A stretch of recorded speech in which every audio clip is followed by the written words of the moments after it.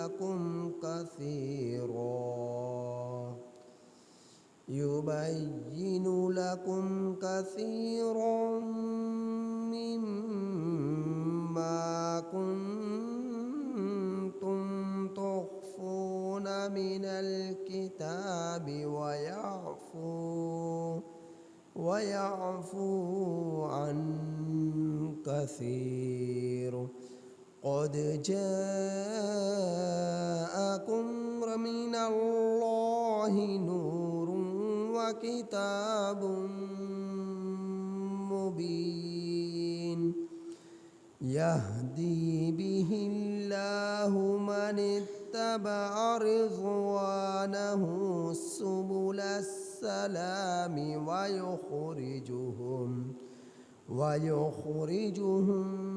من الظلمات إلى النور بإذنه ويهديهم إلى صراط مستقيم. یہ سورۃ المائدہ کی آیت نمبر 15 تا 16 آپ حضرات کے سامنے تلاوت. ان آیات کریمہ کا ترجمہ یہ ہے: یا اہل الکتاب، اے اہل کتاب، اے کتاب والو، قد جاءکم، تحقیق تمہارے پاس آ چکا، رسولنا، ہمارا رسول، یبین لکم، وہ بیان کرتا ہے تمہارے لیے، کثیرا مما، بہت سی وہ چیزیں کہ جن چیزوں کو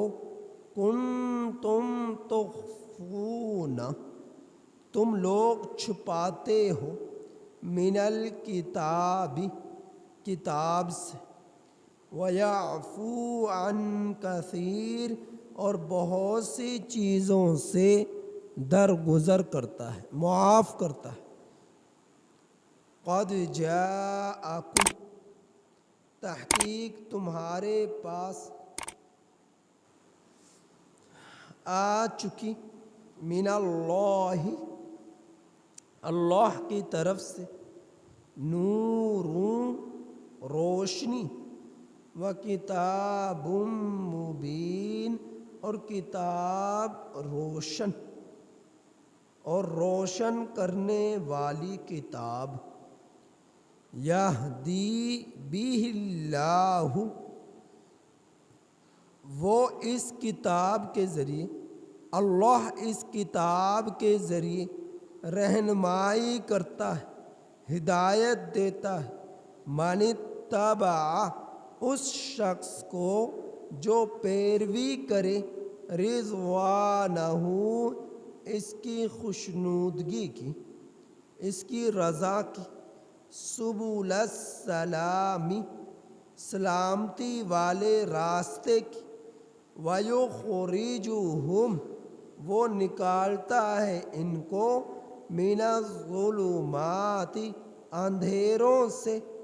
الی النور، روشنی کی طرف، بِإِذْنِهِ، اس کے حکم کے ساتھ،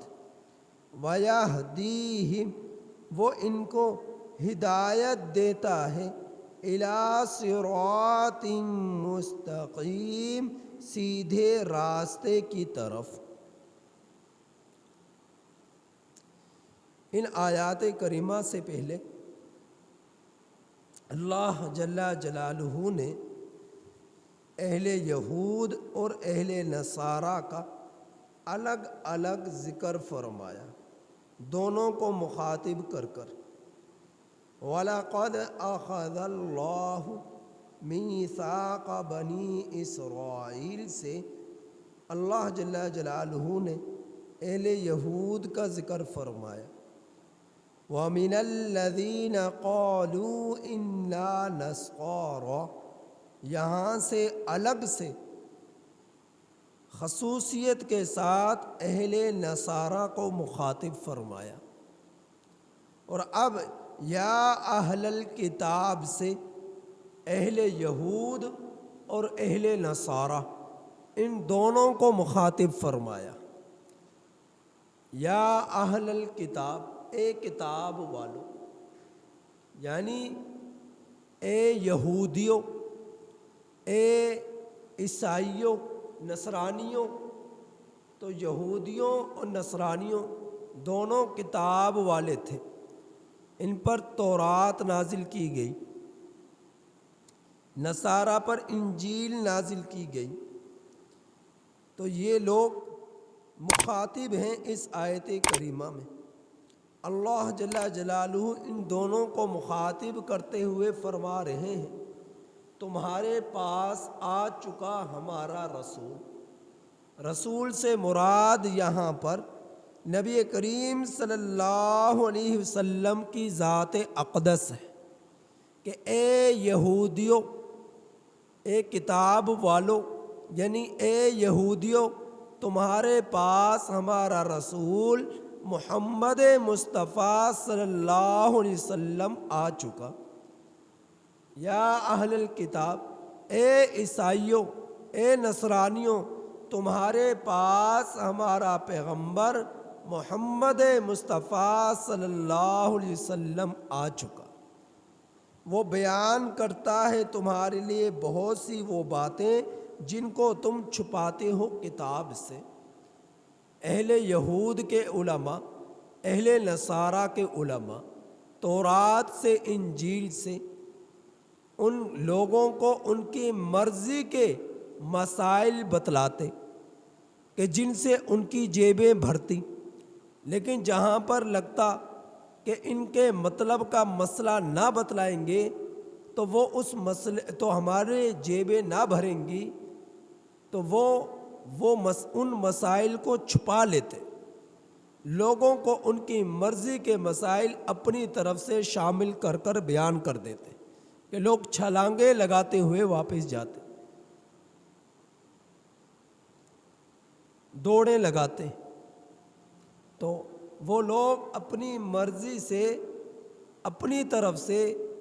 تورات اور انجیل کی طرف منسوب کر کر مسائل لوگوں کو بتلاتے، جبکہ ان کا حقیقت سے تورات انجیل سے کوئی تعلق نہ ہوتا۔ تو وہ چھپاتے تھے بہت سے احکامات کو۔ تو اللہ کے رسول صلی اللہ علیہ وسلم جو تو ان کے تورات انجیل میں ایسے عقائد اور نظریات و مسائل تھے جو کہ ابھی تک وہ تورات اور انجیل میں موجود تھے، اور وہ ان کو اللہ رب العزت نے شریعت اسلام میں آ کر ان کو ختم فرما دیا، یا وہ موجود تھے لیکن وہ بتلاتے نہیں تھے۔ تو اللہ کے رسول صلی اللہ علیہ وسلم جو ان کی تورات، ان انجیل میں مسائل جن کو وہ چھپاتے، تو ان کو بیان فرما دیتے ہیں۔ یہ تمہاری تورات میں موجود ہے حکم، یہ تمہاری انجیل میں موجود ہے حکم، اور جو منسوخ ہو گئے احکامات تو ان سے درگزر فرما لیتے، ان کے بارے میں کوئی ذکر نہ فرماتے نبی کریم صلی اللہ علیہ وسلم، اور جو حکم ابھی تک باقی تھے احکامات ان کو بیان فرما دیتے۔ تو اسی کا یہاں پر بیان ہے کہ تخفون من الکتاب، بہت سی وہ چیزیں کہ جن کو تم چھپاتے ہو کتاب سے، ویعفو عن کثیر، اور بہت سی چیزیں وہ کہ ان سے معاف فرما دیتے ہیں، درگزر کر لیتے ہیں، یعنی جو ان کے احکامات منسوخ ہو چکے، عقائد اور نظریات منسوخ ہو چکے، مسائل منسوخ ہو چکے، تو ان سے درگزر فرماتے، ان کے بارے میں کوئی بات نہ فرماتے، اور جو ابھی تک باقی تھے لیکن یہ لوگوں سے کچھ قیمت، معاوضہ، پیسے، روپے، کرنسی لے کر ان کے مرضی کے ان کو احکامات مسائل بتلا دیتے اور حقیقت سے ان کا کوئی تعلق نہ ہوتا۔ نبی کریم صلی اللہ علیہ وسلم وہ ان کے لوگوں کے سامنے ان کو ظاہر فرما دیتے کہ لوگ جھوٹ بولتے ہیں یا ان میں خیانت کرتے ہیں یا چھپاتے ہیں ان مسائل کو، یا اپنی طرف سے بنا کر تمہیں بتلاتے ہیں، جبکہ تورات انجیل میں ایسا کوئی حکم موجود نہیں۔ تو اللہ تعالیٰ آگے فرما رہے قد جاءکم من اللہ،